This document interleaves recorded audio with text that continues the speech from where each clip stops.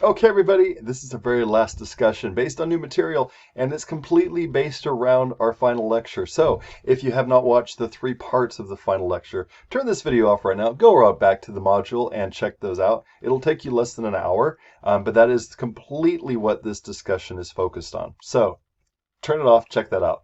If you have watched all of them, I put some notes there, some ideas of overviews, some questions, and hopefully you jot down some notes as you went along, and hopefully that'll help with answering these questions. In total, there are 5 questions you're going to be answering in this discussion, and it's completely based around really the lecture, because the textbook would have to cover 3 chapters. So the dividing of the country that would lead to the Civil War, the Civil War itself, and Reconstruction are all separate chapters. That's 3 chapters. So rather than that, we focused on one major concept: how slavery plays a role in this, how slavery plays a role in developing and starting the war, how it plays a role in the movement and the change of direction after 1862, and then also with emancipation and the end of the war and lasting legacies of the war into the very modern idea of today. All right, so in short, that's what we did, right? And so there's 5 questions you're going to be answering. So I wanted to do this video because it might be confusing, and here you go. So the problem that might be confusing is section 1, looking at the Civil War and emancipation. There are 4 questions there.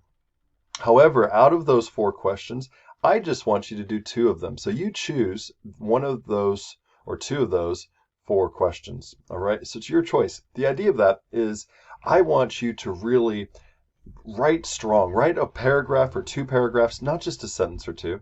Bring in some examples from what I said, or some other examples if you want to bring it in from the textbook or something. But you don't have to. You could base it completely on what I was talking about, and your own ideas and interpretations. And you have 4 different questions there, picking 2. So you could write on the election. I talk about the election of 1860, when Lincoln was elected, and what that led to, and what was the central issues around that. And or if you want to go into a little more depth about that and talk about the difference between anti-slavery and abolition. Of course, I'll give you a hint. You might be talking about anti-slavery in 1860, and you might have to explain it a bit. But if you want to expand that, then this is a good question that really brings into these differences of abolition and anti-slavery before the Civil War.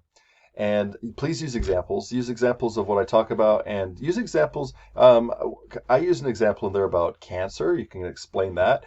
Or if you have another example, that kind of would be useful to sort of see the difference, which is a central theme and important concept to get away from this part of history.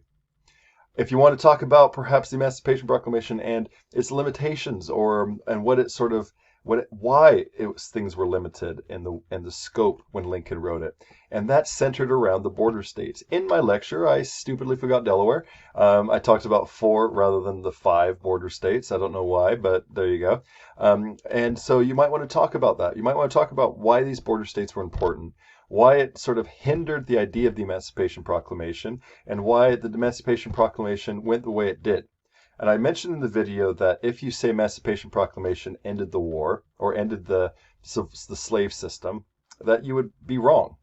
And a big part of that is founded in this question here, number 3. So please use examples of what I talk about there. And again, you can use the reading, but you don't have to. But there's sections in there that'll really highlight this strongly, and you can bring that in too. So feel free to do that. Or lastly, and this is kind of the why. Why are we in the last week of class putting together and making sure you walk away with understanding the Emancipation Proclamation, where it fell short, what it did, how it changed the direction of the war for the North. Think of preserving the Union versus liberating slavery. That shift happened around the same time, right? 1862 of the Emancipation Proclamation. So get into some detail about that, and I talk about that. And so pick 2 of those. All right, pretty good, straightforward, I hope. Then you have 2 questions based on heritage and history. Please answer both of them, and they're going to be tied to this interesting concept. And if, in a way, you've all heard of history, you've all heard of heritage. There's heritage centers everywhere. You're in a history class, but why isn't this called a heritage class? Why isn't this U.S. heritage history or U.S. heritage of the U.S. or whatever?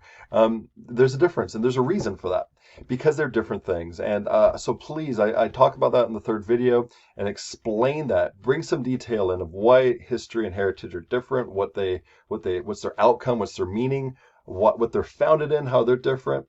That's going to be an important part to understanding this tool and understanding how to deal with history and heritage. Okay, sometimes they clash, but they don't have to.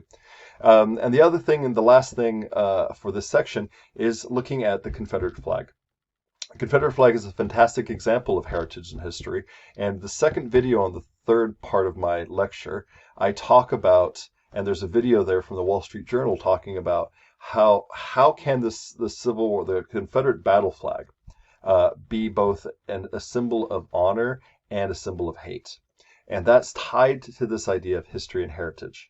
So I want you, this is perhaps a hard one for you to write, so take some time on this one, but use that last video that I do and then watch that Wall Street Journal video I posted, and that'll really help guide this. And think about, and I really want to encourage you to do this follow-up question of how do we deal with it as historians? How do we deal with this problem of heritage and history? If I'm in a class and someone comes into me and says, I don't want to see that flag, it's nothing but hate, and someone else comes into the same class saying, that flag represents my family and my past, my historical, who I am today. How, as historians, do we deal with that? Because it comes up all the time. There's all kinds of heritage versus history conflict. So I want you to tackle that, put on the history hat, and see how you would tackle this concept and idea of heritage versus history. And that's going to be the end of that section. And then, of course, one of my favorites is for you to reflect on what you learned this week, reflect on maybe some more ideas of how this heritage and history comes up in your own personal examples of life, what around you in movies, in society, and maybe an object. A lot of times this is tied to an object of what it means. It might not really mean something, but it means something else, or family history.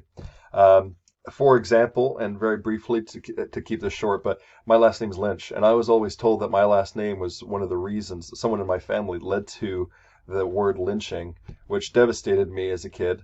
But then as a historian, I found the real word. It didn't mean that at all.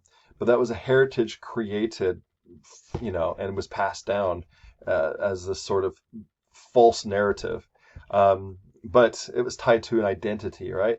So that happens a lot. History and heritage kind of molds together, and certain directions are taken one way or the other. And we have to dissect if that's history, is that heritage, or beautifully when they work together and then things come alive, and it makes it so much fun. And I talk about that. So please, whatever you want to comment on, whatever you want to reflect on, finishing up this class, this is your space to do that. This is your place to see, if something really irked you and you want to explain it, or if something you really excited that you learned and it made an aha moment. Sometimes that happens. Please put that in. All right. And then also lastly, and this is going to have to be a quick turnaround because this is due Wednesday. That means Thursday, the last day. Come in the last day and do these comments. Because a lot of people are going to turn this in Wednesday at midnight. So don't expect to do 2 comments on Wednesday. Come in Thursday and do the 2 comments. And please, this history and heritage thing has a lot of stuff you can talk about. It's going to bring up a lot of ideas. It's going to bring up a lot of conflicts maybe for some people. And that's okay. Just be respectful. That's all right. But it's really good to see different views, to understand how we deal with this, what you've learned in this class, and really look at people's number 7 reflection. And that's a great way to sort of maybe create some last minute dialogue, finishing out this class. And I can't wait to see what you'll have to say about this one. So I hope that makes sense. Be sure when you close this out, when you finish the class, that you have 2 from this section. You did these 2 and you did this one. So it's a total of 5. And then you'll rock this final discussion. All right. Good luck, everybody. And finish strong. This is kind of your final if you don't have an exam. So put all your work into this, and good luck with it all. And good luck with all your finals. And have a fantastic break. Bye-bye.